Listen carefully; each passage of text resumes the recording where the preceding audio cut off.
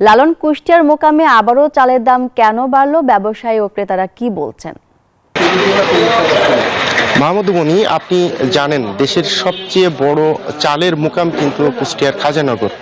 তো এই কুষ্টিয়ার খাজানগরের যারা ব্যবসায়ী আছেন বা মিলার রয়েছেন, আমি তাদের সাথে কথা বলেছি। তারা যে বিষয়টি বলছেন, চালের দাম বাড়ার পেছনের অন্যতম কারণ হিসেবে তারা ধানের সংকটকে বলছেন। ধানের সংকটের কারণে কিন্তু বাজারে ধানের দাম বেশি।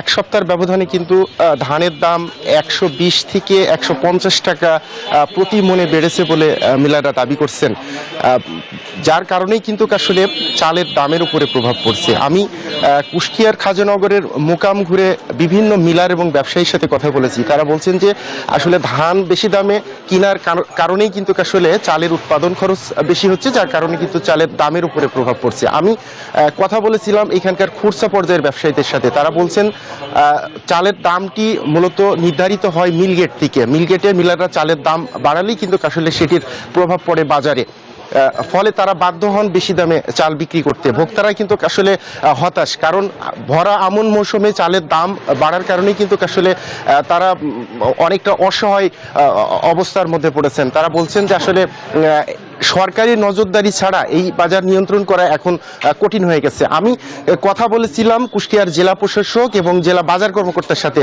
তারা যেটি বলছেন যে আসলে ভরা আমন মৌসুমেও চালের দাম বাড়ার চিত্রটি কিন্তু এই বছরই প্রথম। তারাও কিন্তু এই বিষয়টি নিয়ে উদ্বিগ্ন এবং তারা বলছেন যে আসলে দেশের বাইরে থেকে চাল আমদানি ছাড়া বাজার নিয়ন্ত্রণ করা কিন্তু এখন কঠিন। সুতরাং যে বিষয়টি দাঁড়াচ্ছে, দেশের বাইরে থেকে চাল আমদানির কোনো বিকল্প নেই এবং সেটি সম্ভব না হলে কিন্তু চালের বাজার কিন্তু আরও বাড়ার সম্ভাবনা রয়েছে বলে এখানকার মিলার এবং ব্যবসায়ীরা আমাকে জানিয়েছেন। মাহমুদ মনি। লালন, আপনাকে ধন্যবাদ।